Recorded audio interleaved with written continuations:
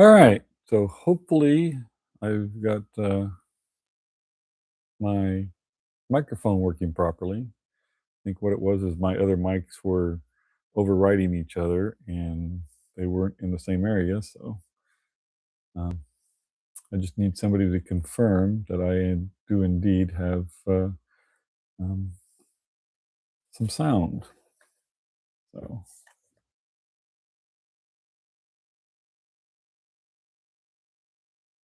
all right. So I got a couple people watching. Um, can you let me know that I have sound? Just because I just tried this and it wasn't working very well. So I think I figured it out, hopefully. If not, I'm not sure what to do. Uh,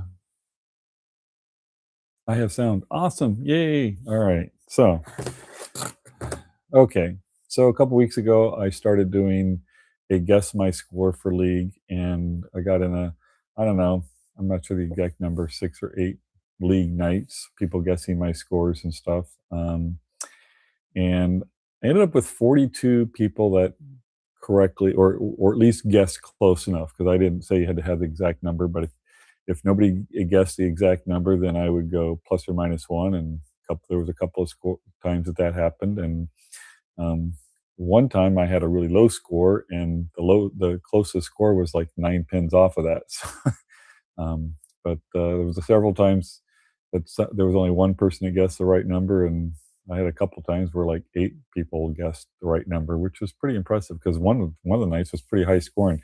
I had people guessing my scores to be rather high. Most of these leagues I'm bowling left-handed, and I did bowl a couple right-handed, but I haven't bowled a whole lot right-handed, so I still had a lot of high scores. I had some low scores, which I'm actually not offended by because I even though I'm bowling left-handed in the league these days, I started the league I think at 158. That was the first night. It was not a very good week, and then the next week I bowled a little bit better, and I've actually got my average in the one league in the high, I think 199. I think I'm just under 200, and then in the other league, I'm actually like 204 or 205, which is kind of silly. I was not expecting it to get that high. I didn't have as many. I didn't start that league quite as soon, so I didn't have as many bad weeks. So I was able to get my average up a little higher, I guess. And for some reason, the last couple weeks, I've been struggling a little bit more in the original league that I started, the Thursday night league, the Wednesday afternoon league. Seemed to be bowling okay, making the better decisions. Even though I don't know if you guys saw it this last Wednesday, the third game, shooting a spare shot.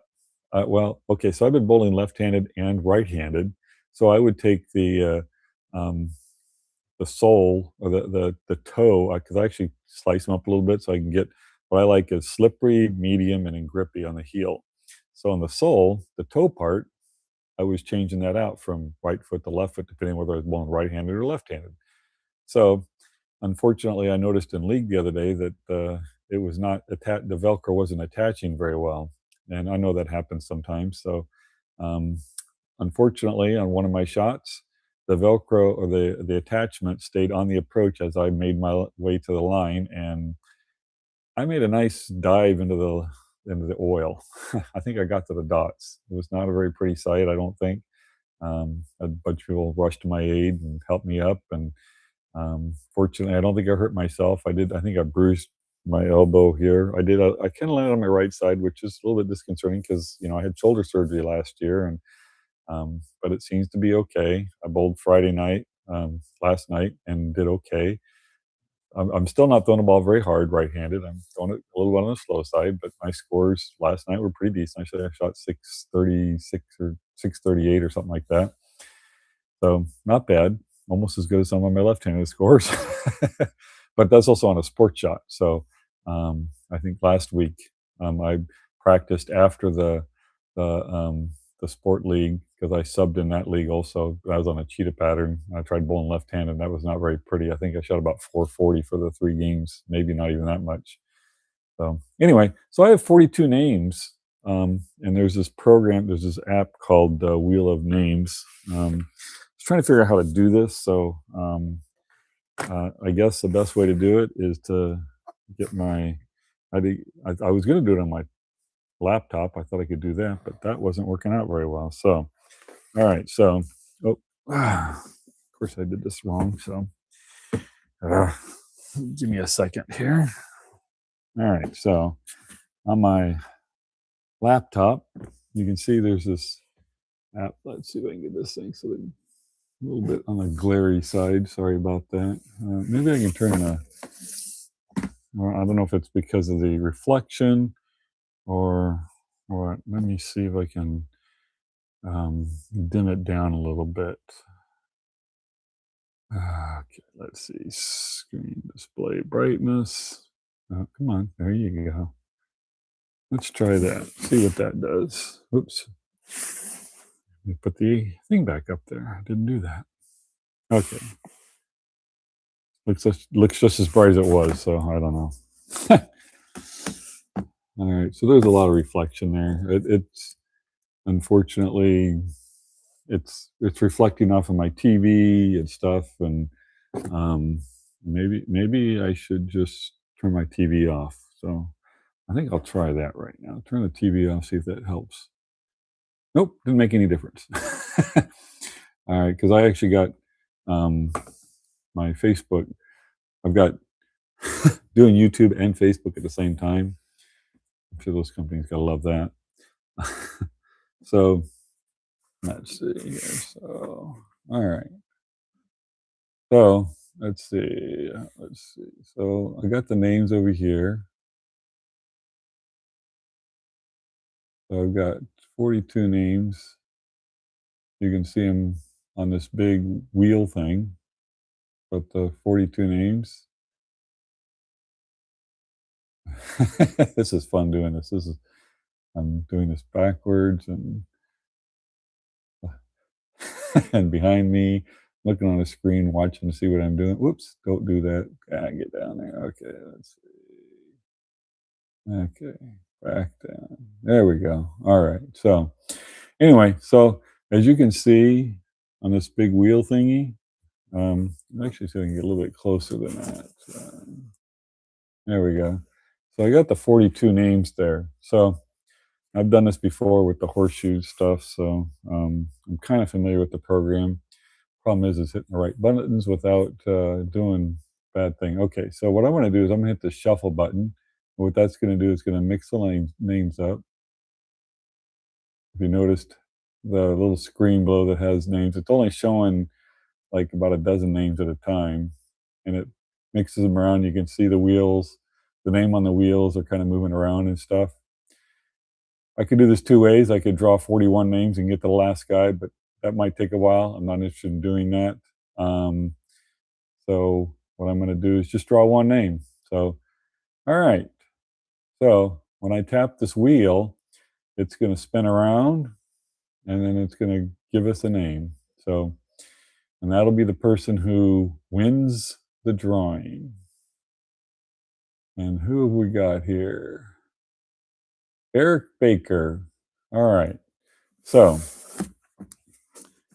Eric Baker, if you sent me your email address, then I am good to go on that department. So, all righty. Let's see. Adjust here a little bit. All right. So, Eric Baker's the winner. Yay.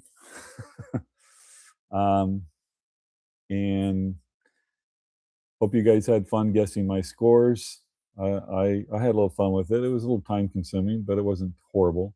I spend a lot of time editing videos and stuff, and I get a few people watching them. I figure I'm getting about $5 or $6 an hour for my time. Yay! I thought maybe I'd get a few more people watching, but I guess when I'm doing the same thing over and over and over, it's not really that interesting. Kind of boring. I know I've got some nice fans out there like to watch me bowl and like to watch some of the other people that bowl in league and stuff, and I think they've become kind of friends with them. So it's kind of nice. So now I'm going to do Q&A. So yes. All right. So let's see. What have we got here? Is your spare ball a 13-pound? No. So I've actually right-handed. I've actually went up to 15 pounds. And if you've noticed, if you've watched the last couple of weeks when I bowled right-handed, I'm throwing the ball quite a bit slower. It's not. I mean, I didn't have excessive ball speed before, but I'm probably about a mile and a half hour slower than I was before, and that's just making a lot ball hook a lot more. So next weekend, I'm actually planning to bowl a senior regional up in Asheville, North Carolina, and the biggest concern I have is how many games we're going to bowl, and that's if I bowl really well, and I'm not expecting to bowl exceptionally well. I haven't been bowling a whole lot. I kind of like what I've done the last couple times bowling on that sport league, but um, it's still, when you start bowling against some of the better bowlers, it's a different story. And there's some pretty good senior bowlers. Last year when I bowled some of the regional tournaments, I think I cashed in two of the four regionals that I bowled in March last year, and that was, well, I guess I'd already kind of injured my shoulder, but it wasn't bad, if that makes any sense. I didn't When I was bowling those tournaments, I didn't really notice it bothering me or anything. So, um, you know, we'll see what happens. Honestly, if I were to get a check, I would actually be pretty happy. But then I'm going to go to Tennessee. I'm going to do some clinics there, do some lessons, and then I'm going to head over to Fayetteville, North Carolina. They got another senior regional there the following weekend. I'm going to come home down here to Florida for a couple days, get back in league, yay. And then drive back up to North. They got a senior regional in Myrtle Beach, South Carolina. And then the following weekend, there's a regional up in Chambersburg, Pennsylvania, another senior regional. So, um, and hopefully I can set up more clinics up in that area, maybe New Jersey, um, Delaware, Maryland. I don't know. I need to call some bowling centers. If you guys are interested, if you're up in that area in the Northeast, Pennsylvania, I'm shoot me a message if you can convince your bowling center. Say, yeah, we want to right there. Sounds good. Less work for me because I'm terrible at setting these things up. I call the bowling centers, and unfortunately, half the time they don't know who I am. The other half time they think I'm pulling a joke on them. So it's kind of a weird situation. But um, hopefully, I can make the rounds there. So okay, what else have we got? Pushed forward is good. Maybe an angle when turned. Oh, okay, I see. Much better. Do you think left-handed bowlers have an advantage in PBA events? Sometimes yes, sometimes no. Um, I honestly, I think left-handers probably have a little bit more challenging on the tour, but obviously this week they did very well, and that happens sometimes. And there's other tournaments they kind of get shut out or whatever. So um, normally the longer patterns they kind of struggle on. So it was kind of interesting to see that the lefties were doing all right, and it may be because maybe they modified the pattern a little bit to help the left-handers out a little bit because normally in the longer patterns they struggle a little bit. They don't have the number of games to break the lanes down. Right side usually they break the lanes down a little bit more, and it just helps the guys playing on the right side. So, how much longer do you think you can throw the ball in full strength with your right hand? Well, right now I'm not at full strength, so I figure I'm about 80% with my shoulder. I don't have much pain. I have a tiny bit of pain when I get in certain positions. I can't I can't really raise my arm all the way. It's that arm can go straight up. This one I can get it up, but it's a little bit of a struggle, and because of that, I don't have quite the follow through. Don't have quite the backswing. But when I'm bowling, my plan is to not try to overexert myself. I don't want to re-injure it so that I can't even bowl again for another 8 months, 9 months. That's not a scenario that I want to go through. And honestly, I don't know how competitive I'm 66 years old. I think I'm a fairly realistic person about things like that, and I like to compete, but I don't want to be, you know, somebody's the bottom of the barrel every week either. And that's why I don't bowl in the regular tour anymore. That's pretty much where I was ended up the last couple of times I bowled. I was pretty embarrassed the last time I bowled on the tournament champions a few years ago, and just I'm watching these guys and they're making them. They weren't easy that week, but they were those guys are striking, and I'm having trouble getting the ball out of the pocket. So it's those guys on tour are very, very good. I have all the respect in the world for them. At one time, I was at that level, but that's been a while. So, Why are you even bowling left-handed? What is the point? I like to bowl. Sorry. I'm not sure why somebody finds that an odd thing for me to want to bowl left-handed. I figured I couldn't bowl right-handed for a few months. So I thought, hey, why not try bowling left-handed? I actually pitch horseshoes competitively left-handed. A long time ago, when I was young, when I was 13, I broke my finger the day before the World Championships, um, and I was a defending two-time defending champion for the Horseshoe Championship. And my brother actually won the tournament. He's a year younger than I am. He pitched very well, but up until that point, he had never beaten me. So I possibly would have won a third time, maybe, maybe not. But I broke my finger the day before the tournament. I actually hit my brother, so I kind of deserved it. Um, so I learned to play left-handed back then. And then when I was 18, I broke my wrist. We were playing football, and this young lady drove by, and I thought it'd be cute. I hopped on her hood, and she hit the gas, and I rolled off, and I landed on my wrist and broke my wrist. So my wrist was in a sling for about, or cast for about a month and a half, and um, I learned to write left-handed because I was in college, um, and I learned to, and I was practicing horseshoes, and I'm like, you know what? I should go to a horseshoe tournament. And my very first horseshoe tournament left-handed, I averaged 47%, which most of you don't play horseshoes competitively. Um, the average horseshoe pitcher is probably like 30%, which is, I guess, in bowling terms, would be like a 165 average, 160 average bowler.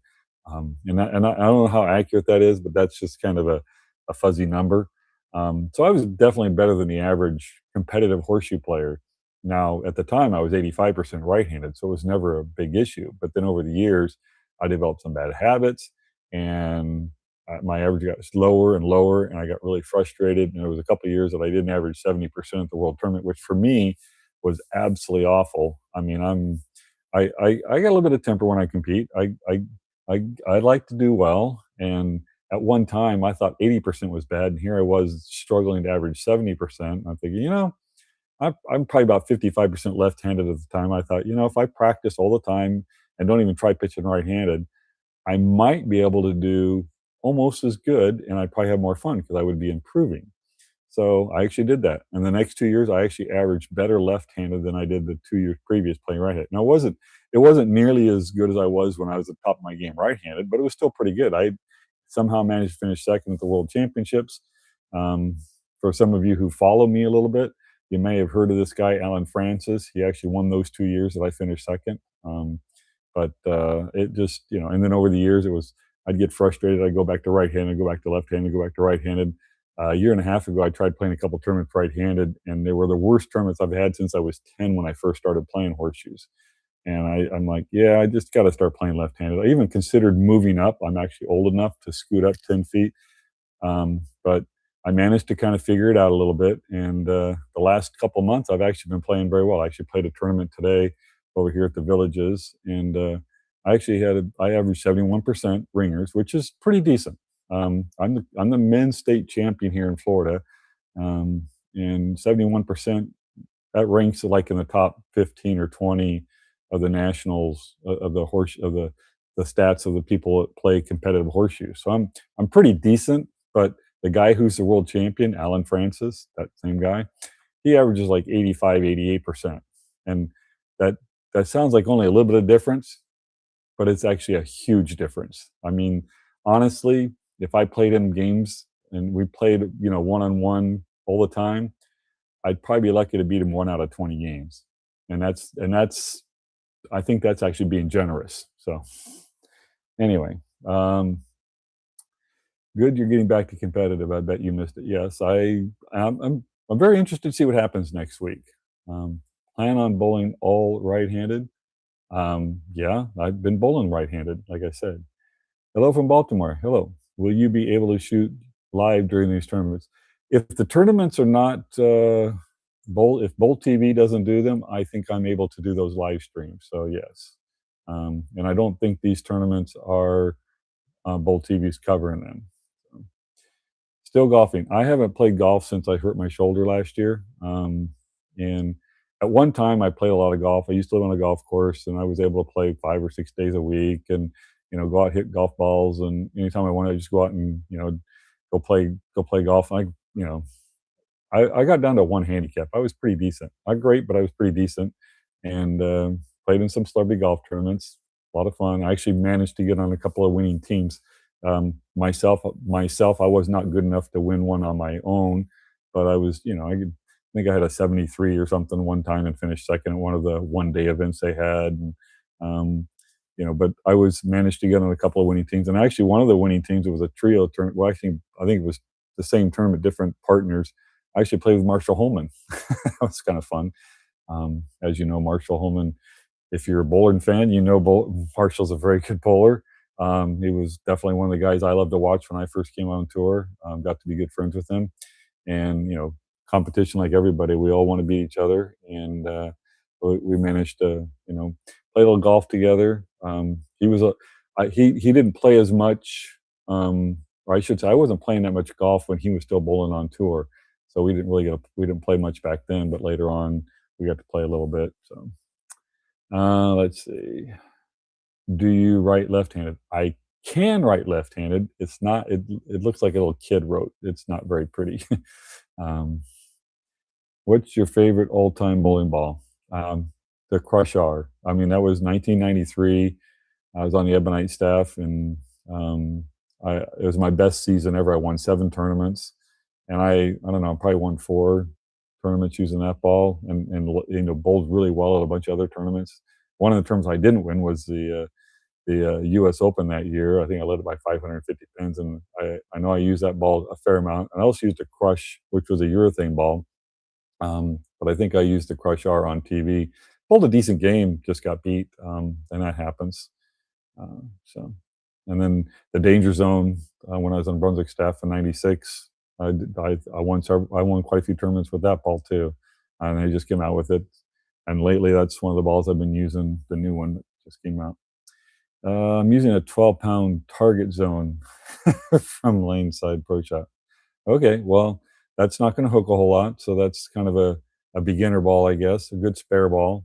Um, but, when you if you it's not a bad thing to kinda learn to do that, but, that's not a ball that most pros are gonna go to get lots of strikes. What house did you not look forward to bowling in on the main circuit?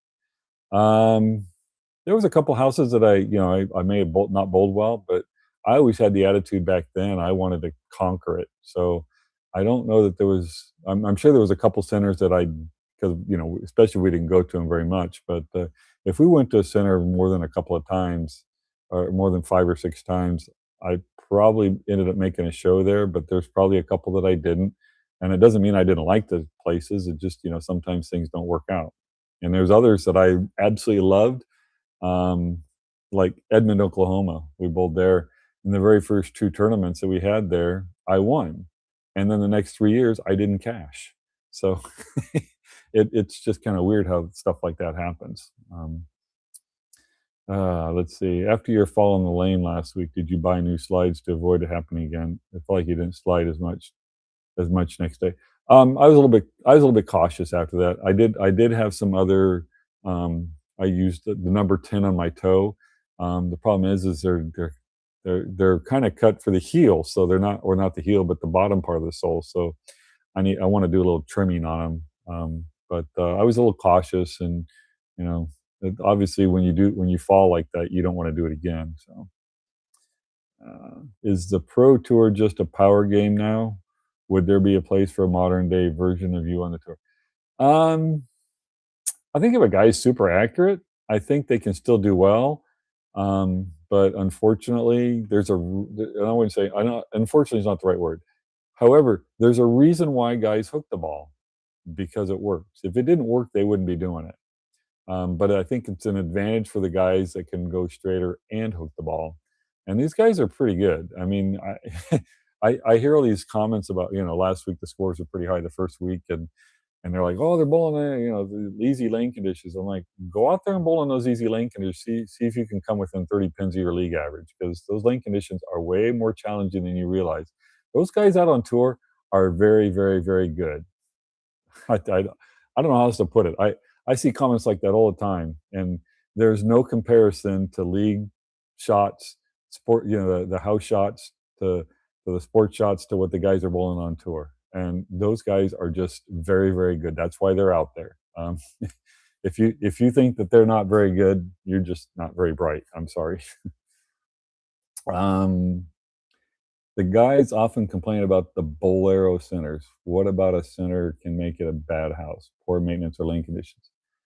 I'm not going to comment on that. Bolero is the sponsor. They own the PBA, and without them, we might not have any tour. I don't know. So I'm not going to make any comments regarding that. Cool to see this Walter live on YouTube. What's the most amount of games that you've bowled in one week, including practice competition? Well, it's hard to tell because, you know, when we bowled tour, typically a week was 42 games and then a TV show. Now, normally before each round, you get, some practice balls. So you probably add another game for each of those practice rounds. We would have an official practice round where you bowl for an hour and a half. So you could, add another 6 games or so. The pro-am, get another couple of games there. So typically, on a typical week, if I was making match play, I'm probably bowling 50 plus games in that week. And that's a typical average week. Now, in the major tournaments, we would normally bowl 56 games. So there, you're probably looking at 65 games in a typical week. Now, back in 1996, I want to say we had back-to-back weeks where if you made the finals and or getting to make bowl the TV finals, where to get all the cuts and everything, we bowled 64 games, and that was 64 games was in 4 days, so it was 16 games a day for 4 days, and we did that back-to-back weeks. And so when you do that, you're looking at probably 80 games for the week. And I know a lot of these guys that bowl on tour, they grew up on bowling centers, or probably a good half of them, if not 2/3, probably grew up in a bowling center somehow that they had access to practice, and they probably bowled 100 games a week without no problem. Practice games and tournament games, not the same thing. It, it's it's not just a mental thing. There's a physical component to it. The stress that you're adding to it because you're in competition, it's way more. So it's all, not to mention the time involved. You can bowl by myself. I can bowl 6 games in an hour. We bowl competition. We're bowling 6 games now. Shoot, they bowl 6 games in like 4 hours. They bowl so slow. But when I was first on tour, 6 games was 3 hours and 15 minutes. Now it takes like 4 hours to bowl. But that time period makes a big difference. So Bolero's off. Well, okay. Have you signed up for any PBA 50 events for the 226? I've signed up some regional tournaments. I know they just put the schedule out, but I don't think they're open yet. When they open them up, I'm planning to sign up. So yeah, I'm planning to bowl all the tournaments. There's one tournament, unfortunately, it looks like I might miss, and that's due to the conflict of the World Horseshoe Tournament right now. And it's really disappointing because I really, really, really like the host and the sponsor of that tournament. So it's really, I really hate to miss that tournament. But my first love is playing horseshoes, and I think you'll understand that. But it's I can't be in two places at once. I'm just hoping my shoulder lets me compete all year. That's right now I don't know if that's going to happen. Right now I haven't bowled really more than 6 or 8 games in a day, and next weekend I'm planning to bowl 7 games on Saturday, and if I make the cut, they'll bowl 5 games on Sunday morning, and if I make the next cut, it's 12 more games. So that's 17. I don't know if I can bowl 17 games in a day. But the other part of that is I'm not going to throw the ball hard. I'm going to be throwing it nice and easy, or try to. Problem is, when I get in competition, I tend to get a little bit more amped up and stuff. So keeping my even keel and trying to, I'm probably going to I'm planning to get a couple more bowling balls drilled so that they don't hook as much. Just in case the lane do hook a lot, because the first pattern is going to be 37 feet. So, but typically after a couple of games, the oil carries down, and then I'm trying to hook the ball to get the ball to hook. Of course, with a slower ball speed, the ball is going to hook a little bit more. So it's just a matter of being able to throw decent shots and and staying semi-competitive. Like I said, if I get a check, I'm going to be happy. Is there a strategy to hook a house ball? Well, house balls aren't going to hook as much. It's like trying to hook a regular ball. You got to put side rotation on it. Imagine you got a football in your hand and you want to toss that football underhand and get that ball to go like this. The more it goes this way, the more it's going to go that way. The ball that goes this way is going to go that way. So it's pretty simple. The guys on tour are very good at getting that ball to go this. It doesn't really go that way. It's more at a side angle like this, but they also have the high rev rates. I mean, most of those guys, their rev rates 150, 200 more than mine, and maybe and more than that. So they do a lot to their wrists that I don't do, and if I did, I probably wouldn't be able to throw another shot. My wrist doesn't like doing some of that stuff. How'd the horseshoe tournament? It went pretty good. Like I said, I averaged 71% today, even won the tournament. Woo. Um, but yeah, it wasn't bad. I had a couple of poor finishes in games, but also had a couple of good finishes. So kind of, take the good with the bad. But overall, I was actually pretty happy because during the week when I was practicing, it wasn't nearly as good as I was hoping for. And then the first game was like, wow, this feels good. And then a couple of games later, it's like, how do I do this again? It's just amazing how things like that happen. And I am planning to play horseshoes at the World Tournament in Wisconsin in July. Um, Glad to see you're back in the lanes. What is your lowest round of golf ever? I had a 68 a couple times, um, and back when I was, at this private country club that I lived at, they used to have a game every Wednesday afternoon, and after 16 holes, I was -6, and then it just started pouring, and then it stopped. So we went out and played one more hole. Well, the next hole was the 17th hole. It's a pretty challenging hole, so I unfortunately got a bogey on that. The last hole, the par five, which is a very birdieable hole if you're a decent player. But and then it just started pouring. I mean, there was like an inch of water on the whole course. There's no way you can play. So I ended up with 5 under after 17 holes. So that's kind of my best round, but it wasn't a complete round. I did have, I think 31 was my low for 9.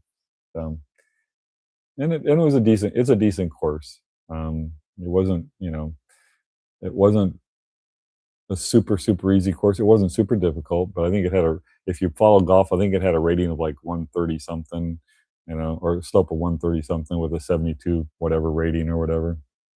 But that was years ago. Now, if I went and played them, I'd probably be lucky to shoot 90 because, well, for one, I haven't played in almost a year, and not. But I also don't want to play right now because I'm not sure my shoulder. I don't want to.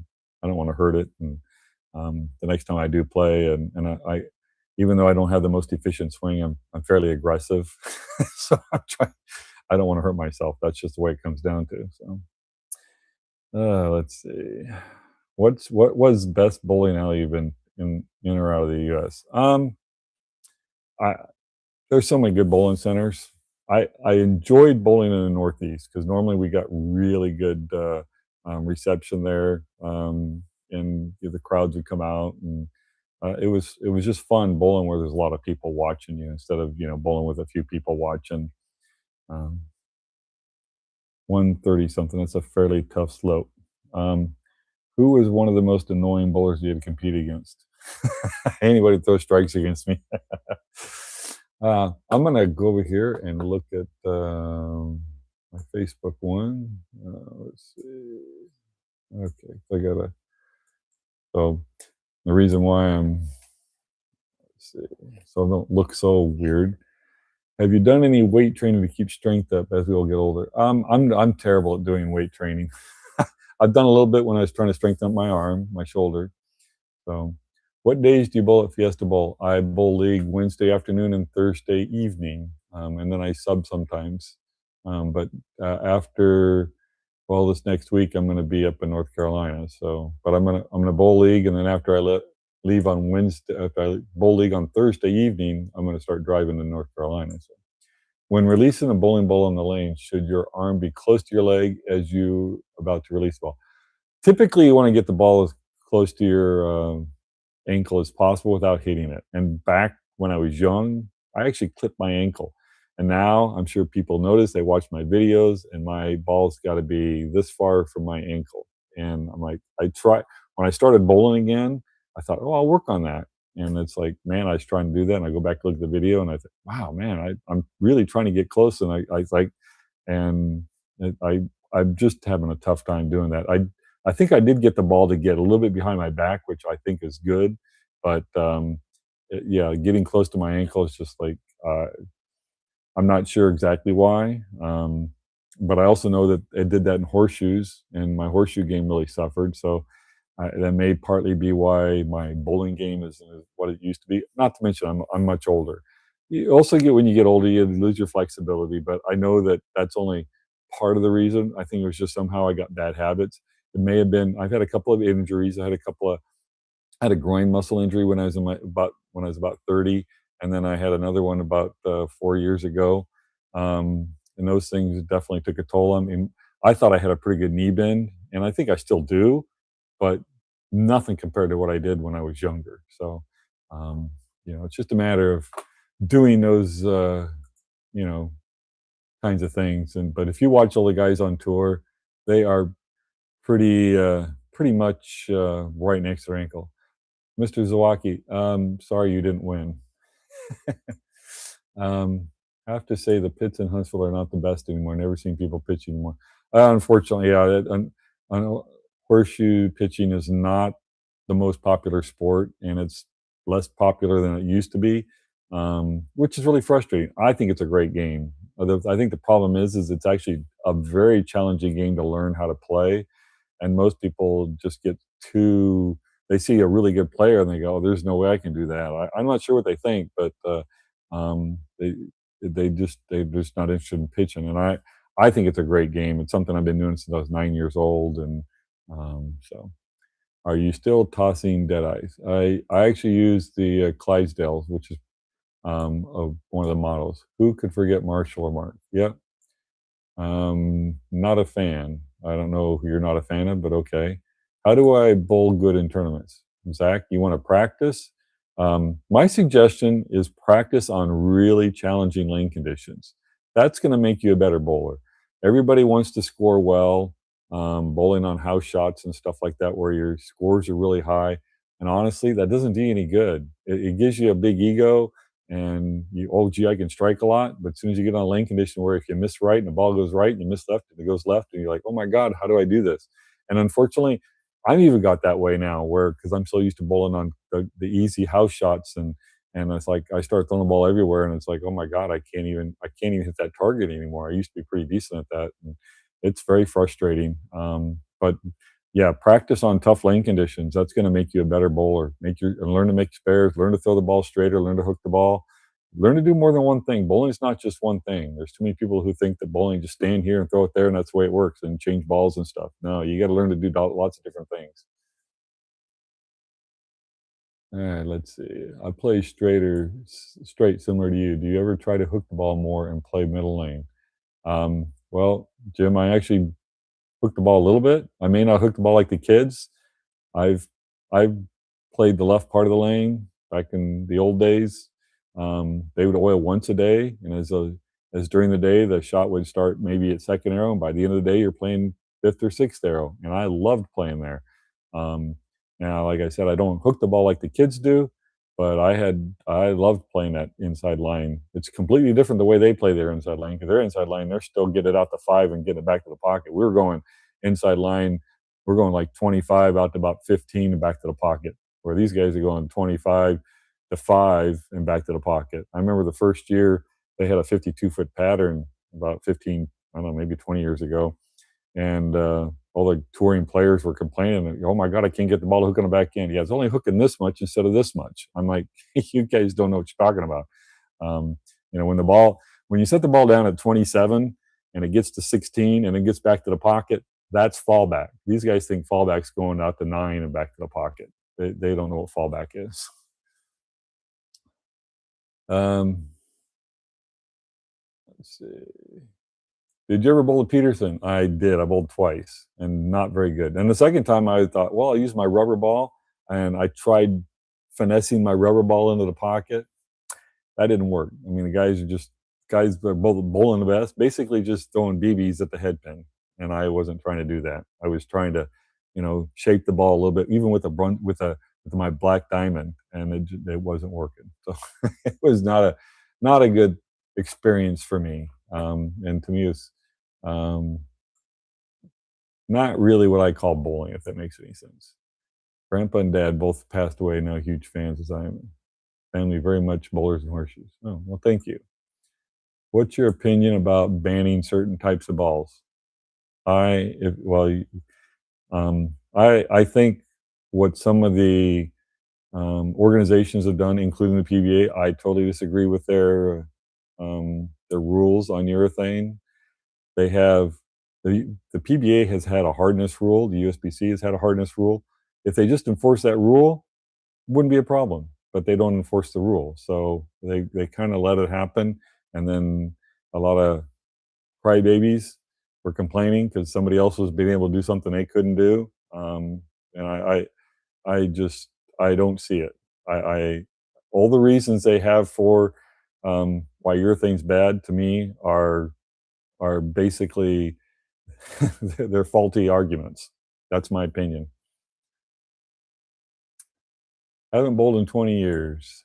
I had 220 average when you quit. I'm 60 now. Can Now how can build bowling muscles back? You got to practice. You got to bowl. But it's going to be you're going to be surprised. It's not it's not going to be the same thing it was 20 years ago. Amanda, you're a sandbagger. Okay, I don't know. I guess we're talking to somebody else. I guess. So, not sure if you heard. Sad day for bowling. Just heard Don McCune passed away. Oh no, I didn't know that. Sorry to hear that. What's your most memorable bowling moment? Um, I've got a few, but winning my first PBA national tournament that was obviously huge. And then, you know, winning the any major tournament. Who won the drawing? Gosh, let's see if I can. It's got to be on my tablet. I hate to think that I have to go back and listen to my video. Let's see. What do we got here? Oh, come on. No, no, no, no, no, no, no. No, no, no, no, no. No, no, no.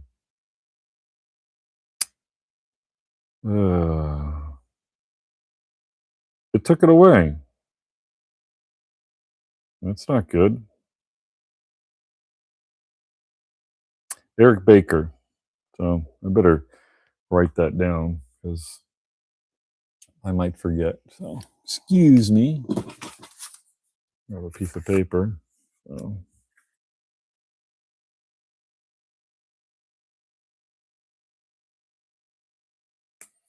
All right.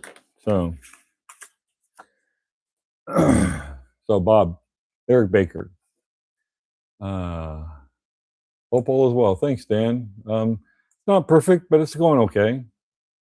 What does it take to get on staff with any company? That's a good question. Um, Basically, you got to be a really good bowler. Um, it doesn't hurt to have an in with with a like a pro shop or something because that's where they sell bowling balls. So if you're a pro shop operator, that's a good leverage point. Or if you happen to own a bowling center. But if you're starting in a bowling and you're probably not a pro shop operator and you're probably not owning a bowling center. Um, so the other thing is just get really good. I didn't have a contract with a company until basically till after I was player of the year. So, I don't think the younger bowlers today will have the longevity you've had too hard on their body. Um, Never know. They were talking about guys way back when, guys like Amleto and Pete, that they wouldn't last very long. They still do pretty decent. And you get a ball drilled to fit your hand differently than your usual fit if you're trying a backup release at the 10 pin as a right-hander. I guess you could.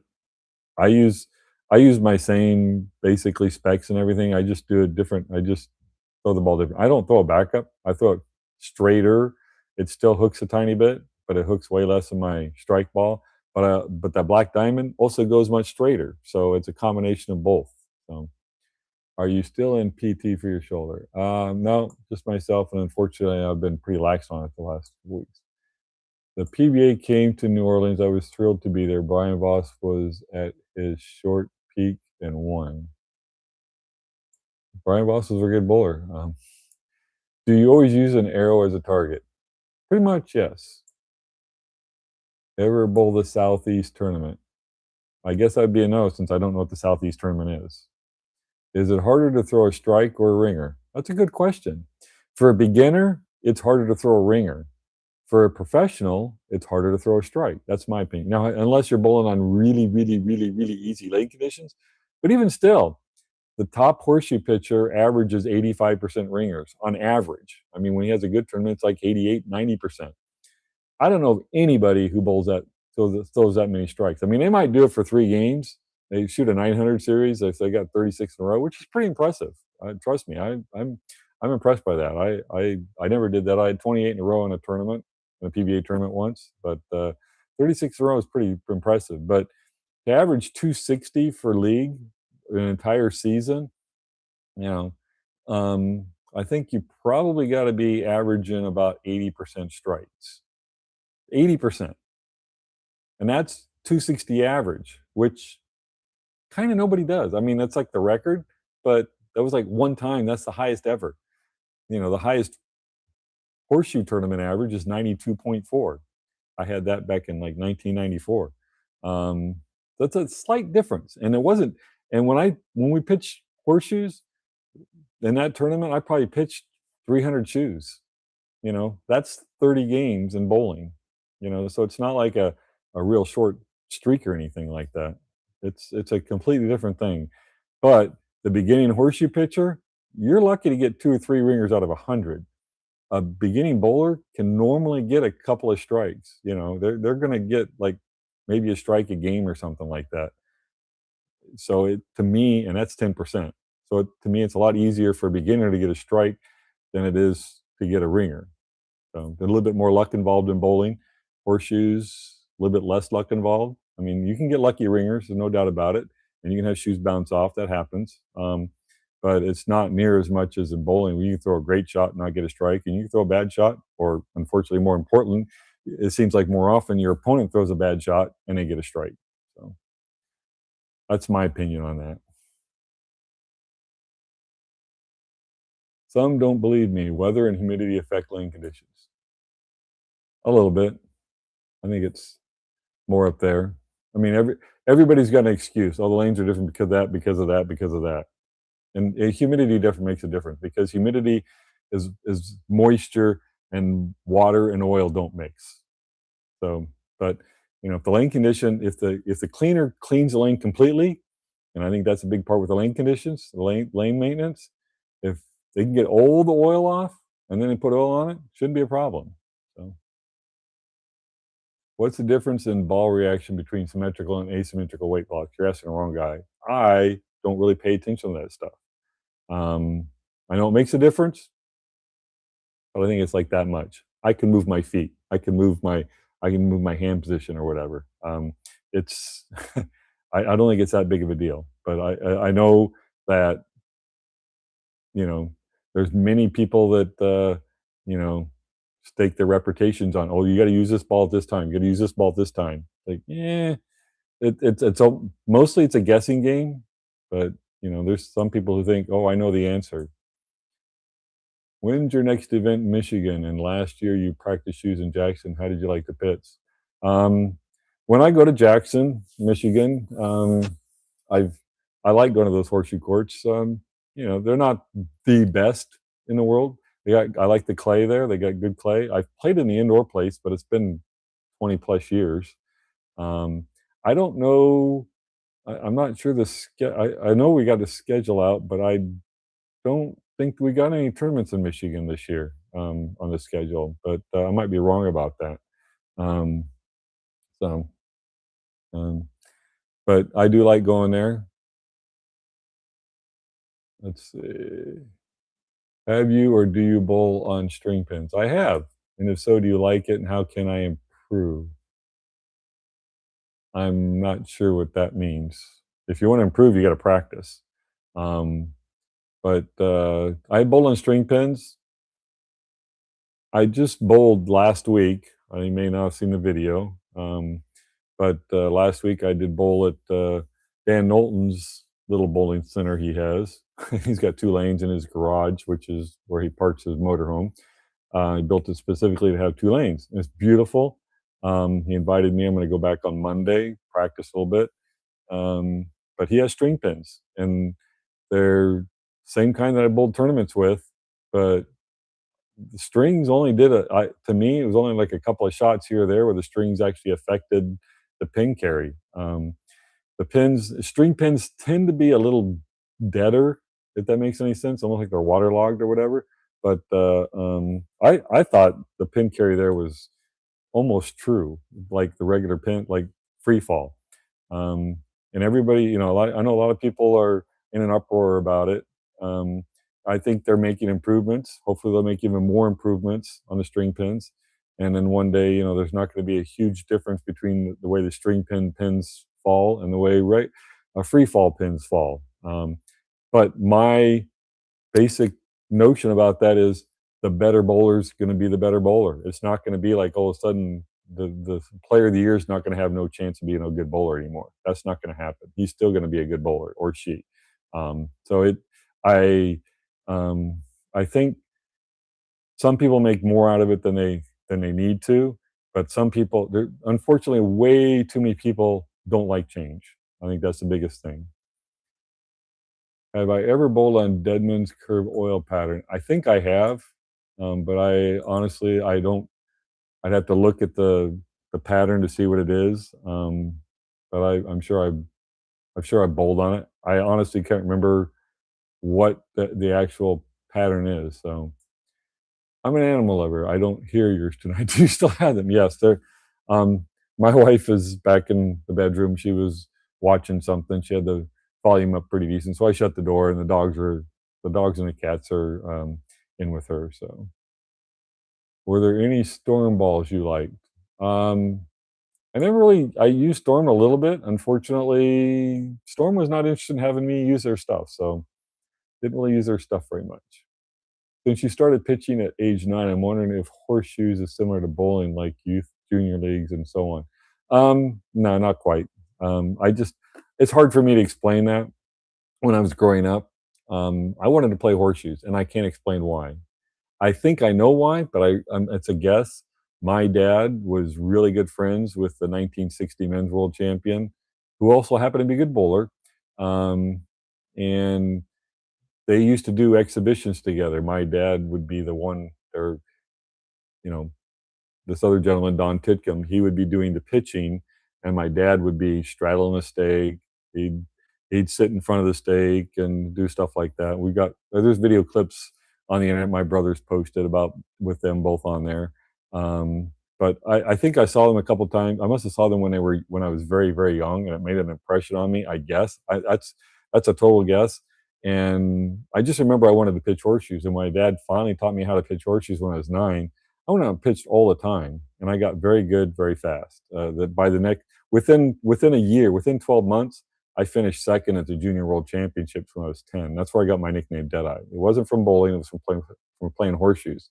So that within that 12-month period, and it was within 12 months, um, I had 45 ringers out of 50 shoes in the qualifying round at the Junior World Championships, and I finished in second that year at the World Tournament. The next year, I won the junior championships, which is a 17 and under division. I was the youngest ever won it at the time, and I broke the record for high average in the same year. I was pretty good at horseshoes way back when, and I'm still decent, but I was way better. I was better at 11 than I am now. Um, my arm just doesn't cooperate. But yeah, they didn't really have. Unfortunately, it's not a super popular sport, so it was like me and a couple brothers and a couple other kids played, and that was about it. Um, so let's see. Somebody likes the crybaby notion. Let's see. The high season average record is in jeopardy. Yeah, I heard something about that, but I also kind of heard that it might not. I don't know. I don't follow that very closely, but I heard there was somebody that was bowling pretty well. Hi, Derek. Was playing straight up the gut of your favorite shot? It was a shot that I really enjoyed playing, and fortunately for me, some of the other guys weren't. Some of the other top players were, but there was, nowadays you don't really see that. When they play the gutter, they're not really playing the gutter. They're throwing it right, and the the oil patterns, they're not even close to what they were to play a true gutter shot from back in the 80s and 90s. It's different, and um, but I always enjoyed playing that kind of a shot. In your opinion, would you rank yourself and Earl Anthony as the all-time greatest or your top five?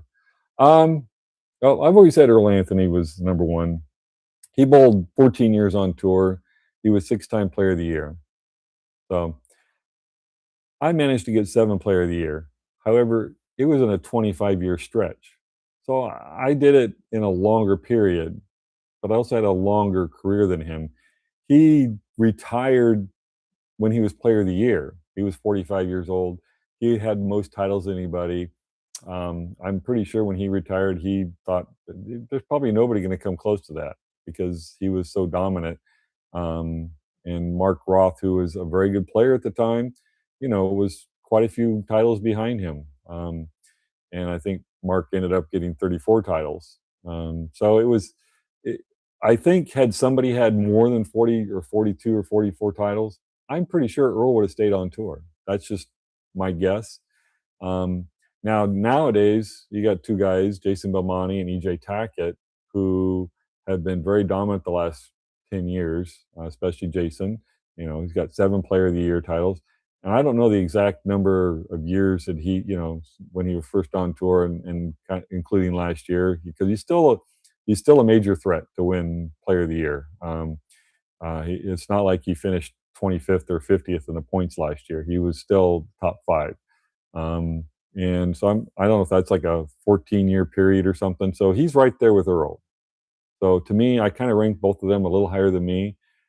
I just had a longevity career. I was able to do it for a long time, and for a 25-year period, I think I was only out of the top five at the end of the season, maybe three times. Um, but I'm very happy with my career. Obviously, I think anybody would be happy with that. Yeah, I have the most titles. I also have the most probably. I probably have the most non-wins. So but I like to bowl. And fortunately, I was able to make good money at it doing it. So, uh, who do you think wins Pete Weber's event tomorrow? um, I go with the top seed.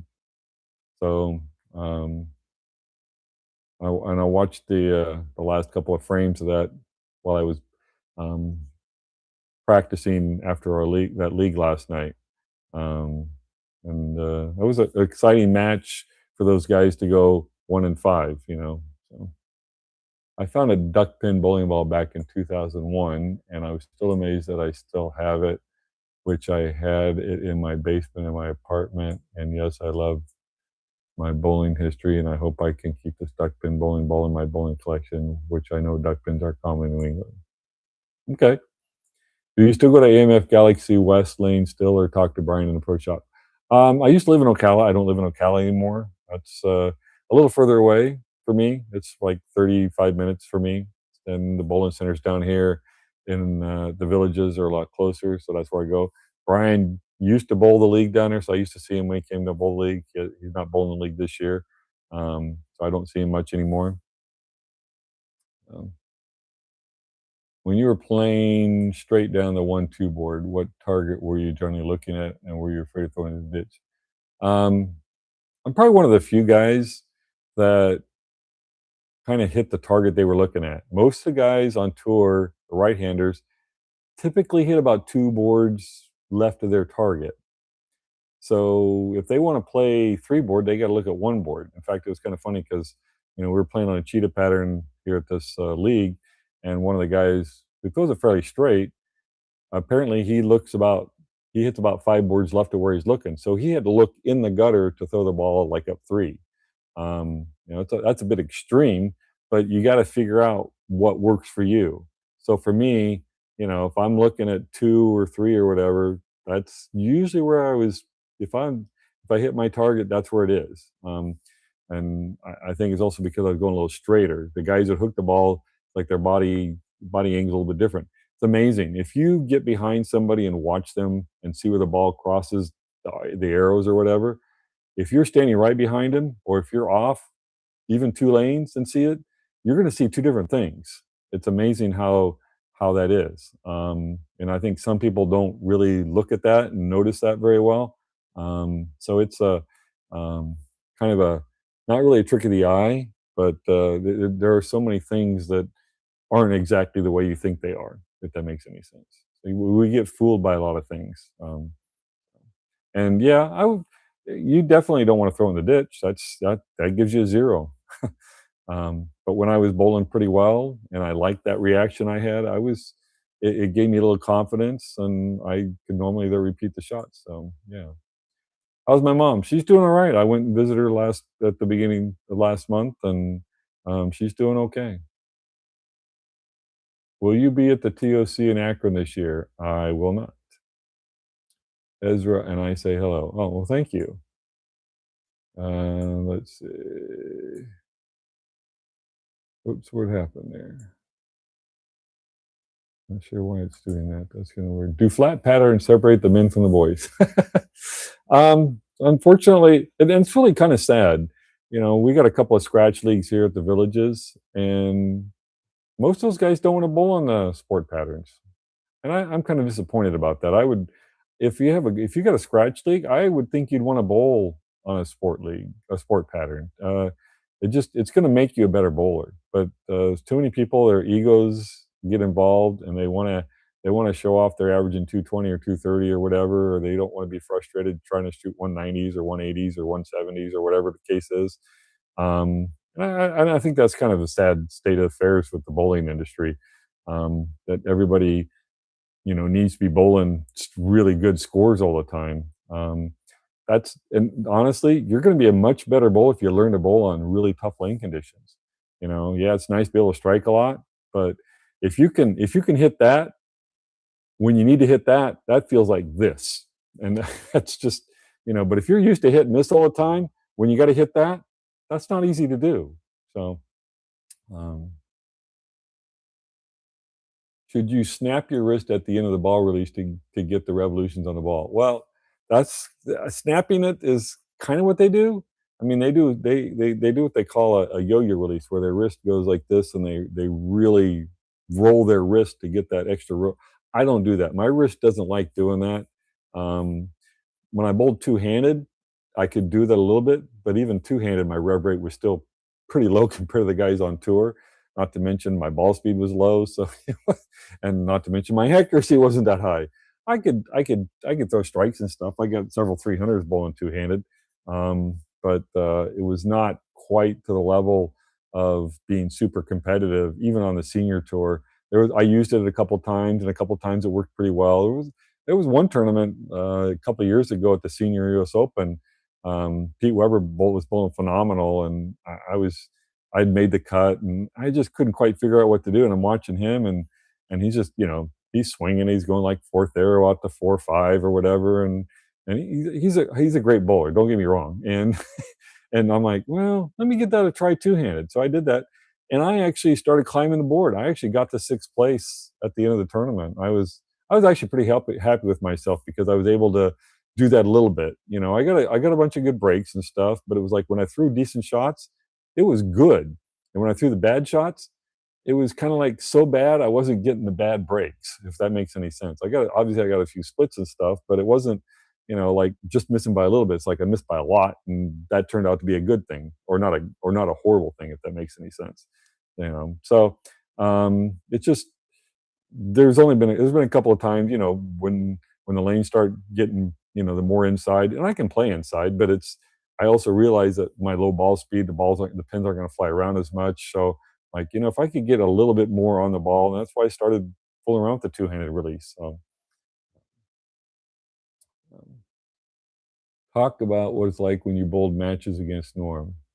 Okay. Are you talking about round robin match play? You talking about TV matches? You talking about elimination matches? I mean, I, if you're talking just matches and period, well, I probably bowled Norm 400 or 500 times. Same with Pete, you know. And I obviously, when you're bowling those guys, any of those, it doesn't matter any of those guys. You want to beat them, and they want to beat you. So and obviously those top bowlers, you kind of try to get up for them a little bit more, and they try to get up for you a little bit more. So I enjoy bowling against those guys, you know. So, let's see. When deciding to bowl left-handed, did you consider doing it two-handed lefty? No, not to start. I thought traditional style and obviously and I when I bowl left-handed, I'm not trying to hook the ball a lot. I'm still trying to figure out, I'm trying to get still trying to get comfortable getting the ball in the right direction and stuff. And I'm getting a little better at it, but my the first month when I was bowling, man, this part of my wrist was pretty painful. It's obvious it's a lot better now, but now I've got little issues with my thumb, and I probably need to adjust my thumb pitches and stuff. I know it's not quite perfect. Right-handed, man, it feels so good. Even though I took all out of time off, and I can put my hand in the ball, and man, it feels so good. I know what that is. And left-handed is just like, it's okay, but it's not quite exactly the way I want it to be. And I don't have any visions of bowling PBA tournaments left-handed and stuff. People say, "Oh, you should do that. You're really good." I'm like, "No, I'm not. I'm not. I'm averaging 200 is not competitive on the PBA regional senior tour even. And the PBA 50 national tour is even tougher than that. And the PBA regional tour is tougher than that. And the PBA national tour is tougher than that. So it's yeah, not even close. If I started averaging 235 in league left-handed, maybe I could bowl left-handed. Maybe I could bowl in a senior regional tournament. That's still a big difference. But yeah, bowling two-handed, that would be a completely different thing. And like, yeah, and not to mention with my shoulder, that would come into play. And I don't, yeah, that's not going to happen right now. Would be nice if the PBA would come to Northern California for event. Yeah, well, I mean, problem is it's expensive. It's not a it's just not a simple thing. Most bowling centers that host PBA tournaments are probably going to lose money. So it's more of a promotion thing. They love the bowling. They love professional bowling. That's why they do it. So it's a tough pill to swallow to host a national tournament. They got to put up $20,000 just for prize fund, and then they're gonna lose revenue for the week for bowling. They might get some back in the bar. They might get some in the gate, but honestly, they're not going to get that much. So basically, they go out and hustle and sell lots of sponsors and stuff, and it's just a very challenging situation. Basically, they're doing it because they love bowling and probably because they love the senior bowlers. So I'm very thankful for the sponsors and the hosts that we do have on the senior tour and even the regional tournaments. Let's see what else we got. Have you bowled a 300 with your left hand as well? I have not. I think I had. I think I almost had a Vera Papa the other day, and last what was it? Wednesday night? Yeah, Wednesday night, which was also the same earlier in the afternoon I bowled, and in the evening I bowled. In the afternoon, that's when I fell down. So I was a little bit cautious. So the night league, on bowling the first game, I wasn't very comfortable, and I shot 157 the first game. I'm like, oh my god, this is not good. And then I don't know, I think I shot 220 something the next game, and then I shot 266, and I had the front six, and I kind of ran it out. I left a 7.9. Now I'm using the NU2, the Hammer NU2, which is not a very aggressive ball. But I was like, man, I was really liking what it was doing, and I left a 7.9. And I struck out. So I had 11 strikes out of the 12, and I think I finished the game before with like 5 in a row. So I had a nice string. What was that? 15, 16 out of 17 strikes or something like that. So that's my best string. But I think I had 11 strikes in a row, so that's not bad. But yeah, I haven't had a 300 yet. One day, maybe. Who knows? I'm not that worried about it. If it happens, it happens. If it doesn't, oh well. And I know plenty of guys who've bowled 300s both left and right-handed. I haven't done it yet. Whether I ever will, I don't know. Right now, I'm trying to shoot 700 in league. I did have 700 in the tournament. The only tournament I cashed in. Ellen, how are you doing? How much did your physics degree come into play in bowling? Well, physics isn't everything. However, for me, it was more my math and I would more statistics. For me, I realized I had a better chance of striking if I hit the pocket. So my goal was to hit the pocket. If you don't hit the pocket, it's hard to strike. But if I can figure out a way to get to the pocket more often, that's going to be more chances to strike. Now today, the younger players, they got a different mindset. They figure they can get the ball to the pocket, so they want to strike every time they get to the pocket. That ain't going to happen. I'm sorry, it just isn't going to happen. And I see it all the time in guys. Oh, you left a ring in 10. I got to move. And I'm like, okay, I'm not that good. I never was that good. I'm sorry. Now, if I bowled on a really, really, really easy lane condition, I might move off of a ring in 10 that I thought was a good shot. But to me, a ring in 10 is a good shot. If you're that much off, either way, it's going to be a strike. So, I mean, how good are you? You're gonna, what kind of a move are you going to make? You know, and if you do move, you know, if you move in, I tell people all the time, I try to explain it to them in a math sense. I look at the arrows. So if I finish at the slide point, the same place, and I'm one board off at the arrows, and everything else is equal, if you got an equal lane condition, one board at the arrows is 4 boards at the pins. Same thing. If I'm one board off at the approach at the foul line, and I'm one board off, and the same board at the arrows, that one board at the foul line is 4 boards at the pins. It's math. It's a 4-to-1 ratio. So technically, if you're trying to miss by that much at the pins, you got to make like an 1/8 of a board or 1/16 of a board adjustment. That's all you got to do. Which way are you going to go? So for me, try to hit that same spot. Try to leave a ring in 10 next time. You're probably not going to do it. You're going to strike a lot more than you leave a ring in 10. Would you move off of a solid 8? Would you move off of a solid 9? Maybe a solid 9 I can see. Solid 9, solid 7s are a fraction high in the pocket, but they're still very good shots.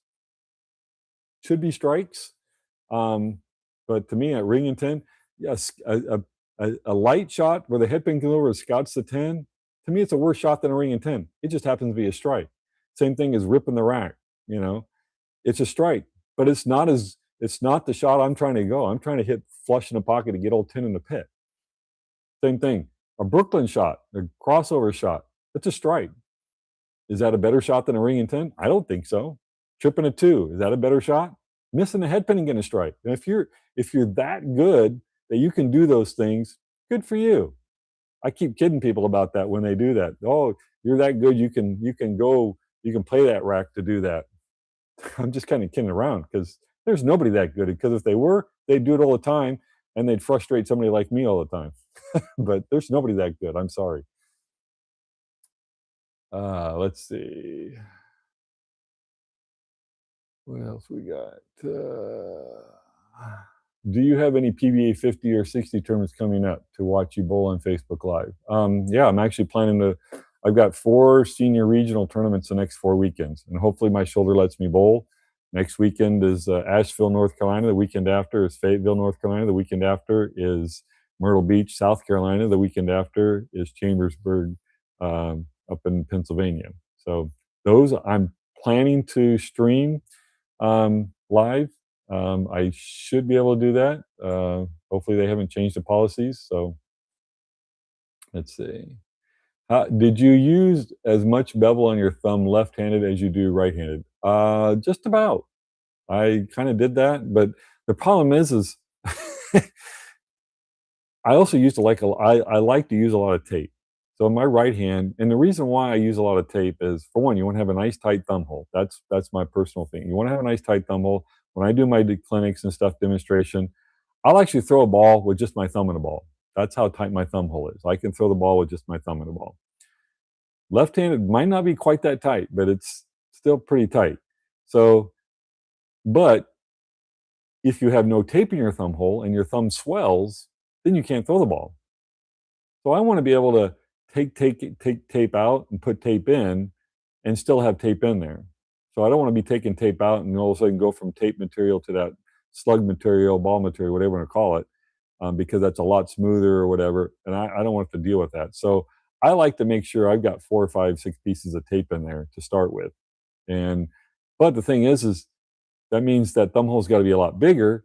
And when you're working it out, you got to make sure it's nice and big, and you put the tape back in, you measure it and feel it. It's like, oh, that feels decent. But as soon as you start throwing the ball, it's different again. So to get that thumb hole perfect, that's why I say left-handed, it's kind of it's okay, but right-handed, it's like, man, even I didn't bowl for 8 months, and as I put the hand in the ball, I was like, man, that felt pretty good. So it definitely, that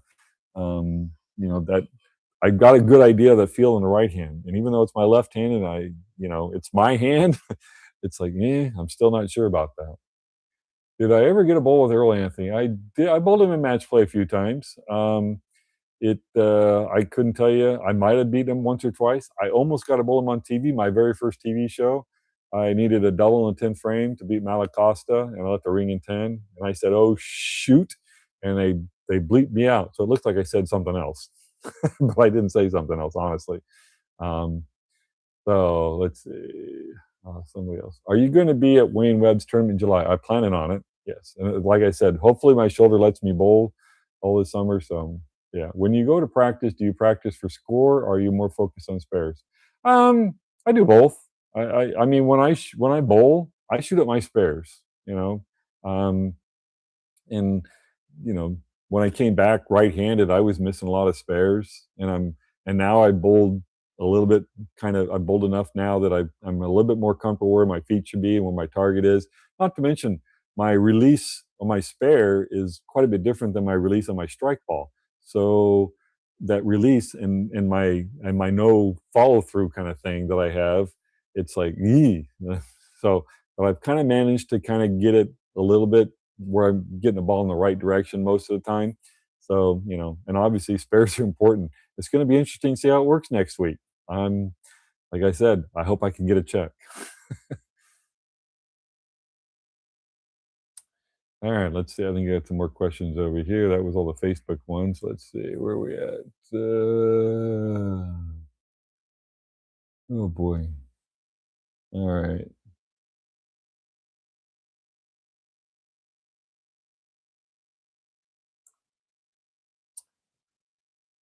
You bowled good here, Reno, Nevada. I bowled okay in Reno. I've also bowled poorly there. My wife watches your league bowling videos. Now I'm following to channel. I was a scorekeeper at Woodland Bowl, Indianapolis. Well, thank you. Nowadays we don't have the scorekeepers. Back in the old days, it was for a long time. We actually have, well, and I think they have score monitors is more what they are, or they keep track of the scores. Where it was quite a few years that we actually had. They'd bring in telescores, and they've got these projection units and stuff. And people would actually handwrite the scores. They did it for quite a while on the national tour, and then they finally decided it was a lot easier to just use the computer scores and stuff. So, which is fine. I got no problem with that. It was just an interesting thing.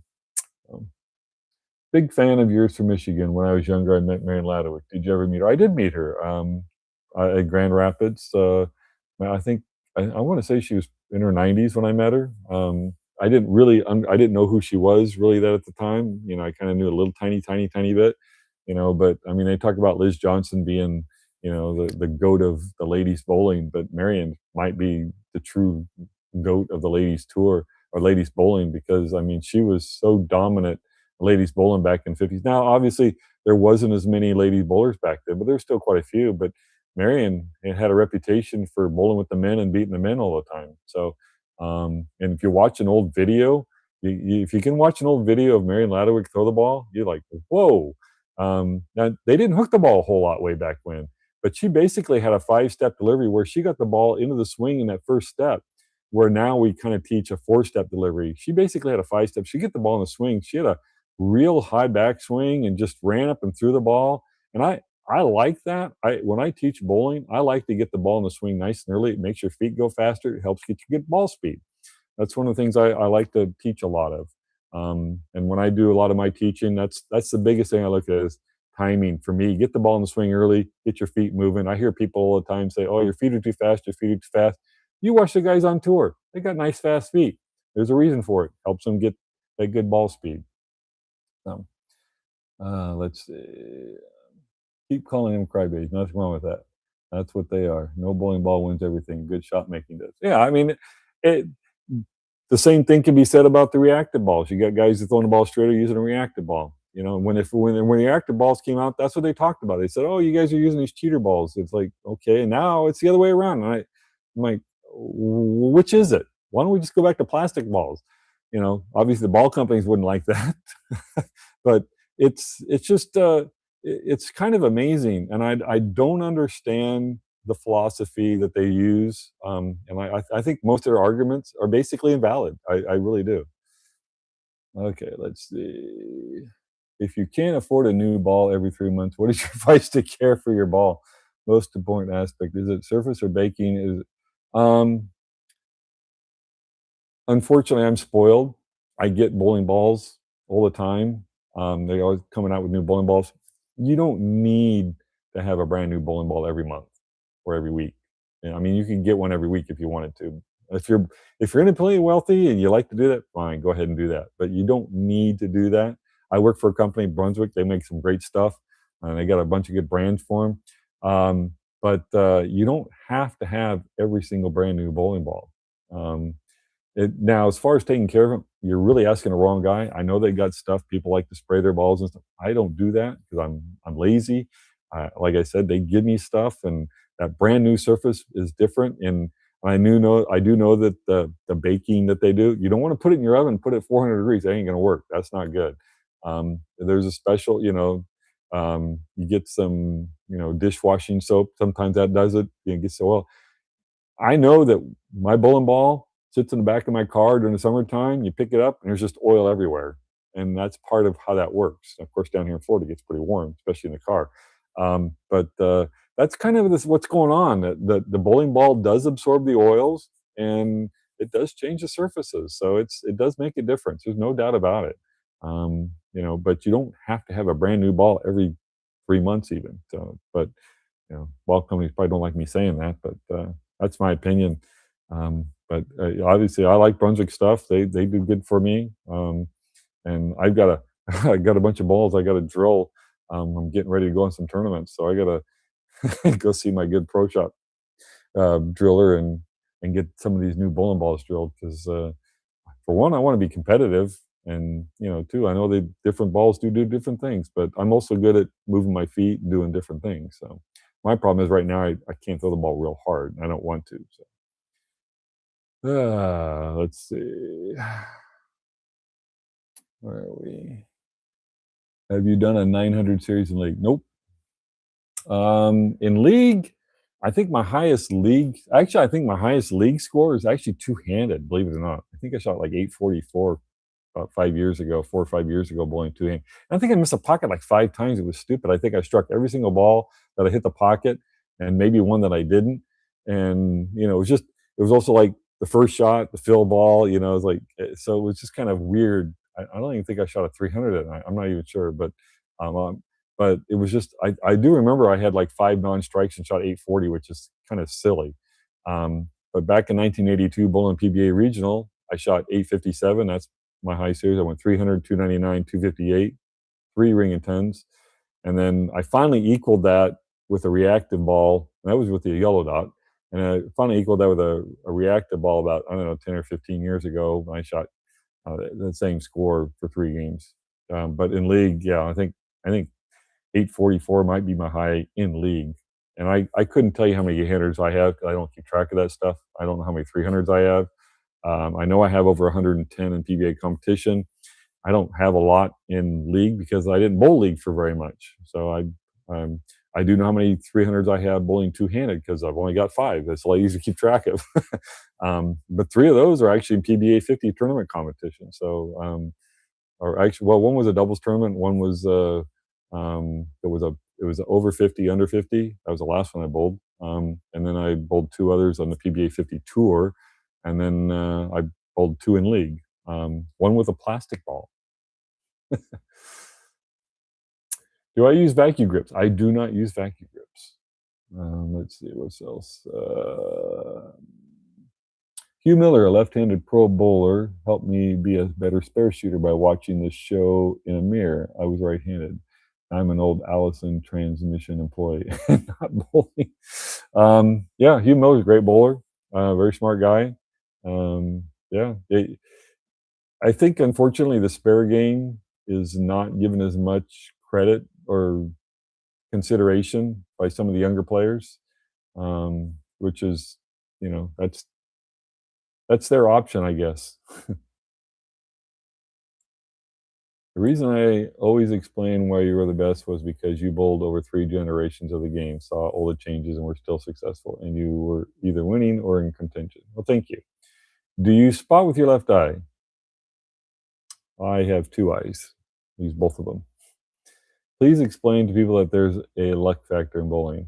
I try to do that. You can throw a great shot and not get a strike. You can throw a bad shot and get a strike. If that's not luck, I don't know what is. Not all great shots strike, and not all bad shots don't strike.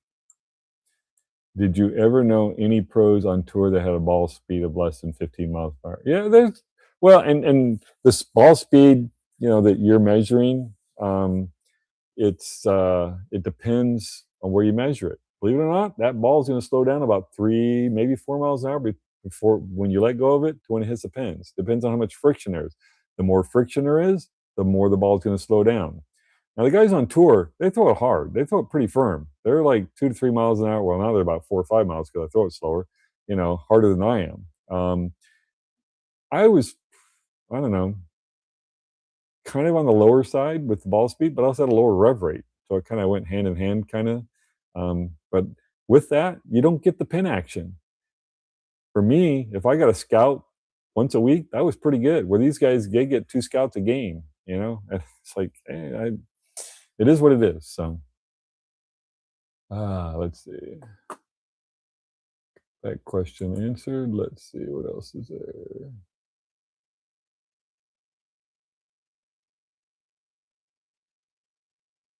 Let's see. Oh boy. Wow. Okay. Okay. Great to be on here again with you. Will you be coming to upstate New York in any of the tournaments? Not right now. I don't think there's any tournaments scheduled. And he still pitches at the Central Connecticut Horseshoe Club. I think they just moved. I guess they have that, but I heard they added another facility not too far away. Should your finger inserts be really tight when your fingers are in the ball and not loose? And if the inserts are a little loose, will that affect pin carry? I don't know why it would affect pin carry. But if it's going to make you more erratic, that might be worse. But my finger grips, I've never, ever, ever, ever, ever, ever, ever put tape in my finger grips. But I also have soft grips that I use, and they're not. I've got arthritis in my fingers, so I've got big knuckles. I use the vice grips. I use the clear ones, and I use the ovals. I don't use the other.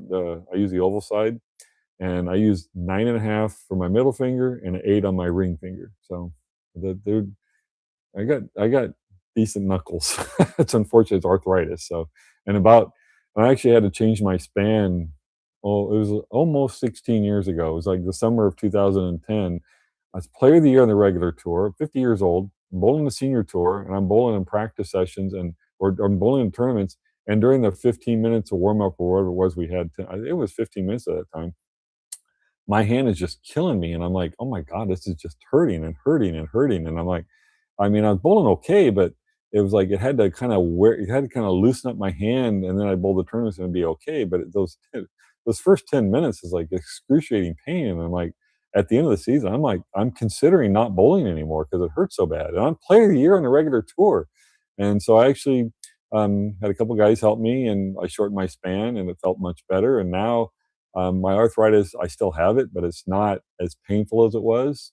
Joys of being old. So, but my finger grips, I would say they're not super tight, but they're not super loose either. But honestly, they could probably be a bit bigger, and I don't think it'd make a big difference to me because I don't. They're not. This back part is not really touching a whole lot, so it's more this that I'm gripping on. And like I said, I use soft grips, which some of the pros don't like because it chews their hands up. I guess I got nice clean release. I don't have that issue. How do you handle knee issues when you're bowling? Okay, so back in 1999, I'm bowling a tournament in New Jersey, and I'm leading the tournament. I was player of the year 96, 97, 98. This is spring of 99 or whenever it was, March, April, I don't know what it was. It was anyway, bowling a tournament there, and they had it was a different format.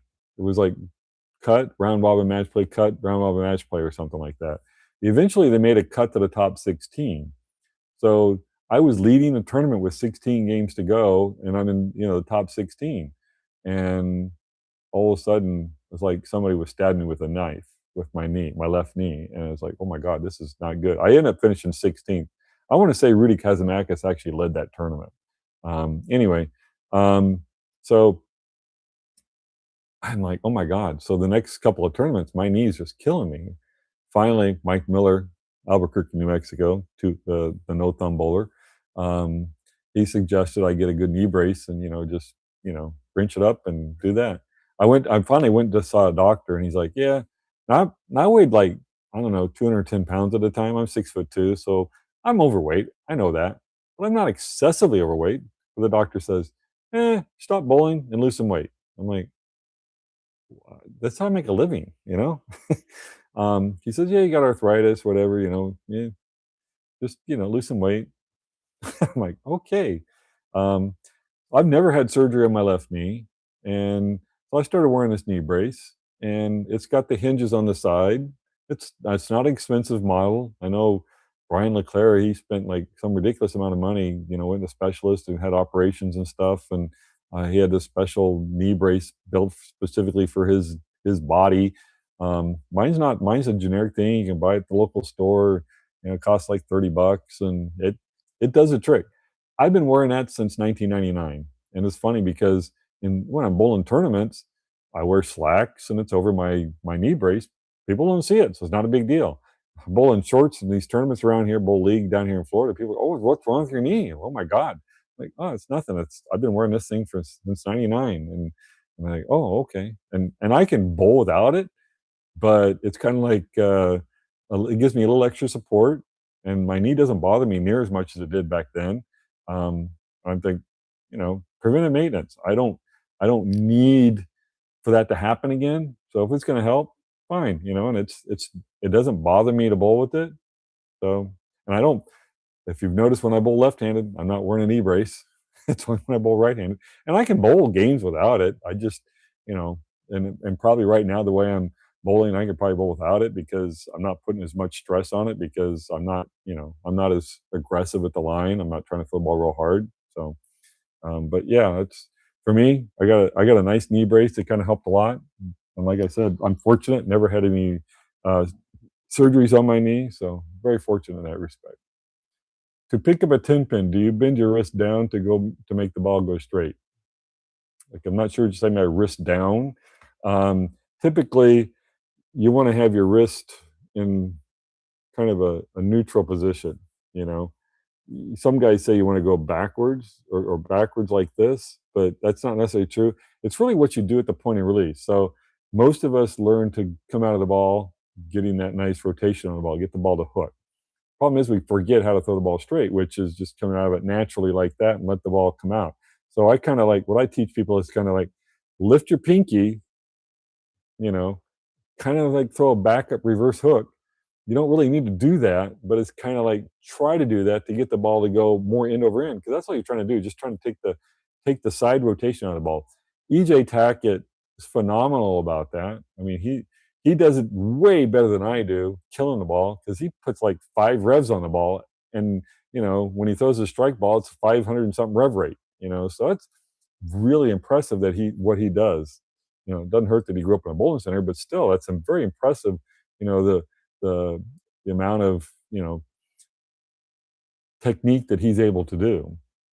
But it's just for me, it's learn to throw the ball straight. It's not rocket science. It's actually fairly simple. And I tell people, go to the foul line, throw the ball that way, figure out how to throw the ball straighter, and then scoot back and throw the ball a little harder. As soon as you start throwing the ball harder, it's hard to do what you did at the foul line where you're throwing it half speed or whatever. But once you learn how to do that, get that idea in your hand, try to work on that. That's going to make it a lot better for you. Nice to see you again, Darren. Miss Mickey Bread. Yeah, well, Hope you're doing all right. Which bowling ball is your all-time fave? I actually mentioned that earlier. Crush R. Are you using vacuum grip? No. Are the higher scores that are bowled in the current era a reflection of the technology of the balls or a reflection of the lane conditions? I would say the biggest culprit is the lane conditions. Second would be the bowling balls. People argue with me all the time about that. I say, look at the US Open. On a flat pattern, see how many guys average over 220? Not very many. Well, I know of one guy who did it, and I think he just barely averaged 220. And that's, you know, you bowl in a flat pattern, it's real tough. You can't miss right, you can't miss left. You got to hit your target. And I think that it's amazing. Everybody says, "Oh, this bowling ball did this. This bowling ball did this." No, it's that guy pushing a button at the lane machine. That's where you're getting your high scores from. So,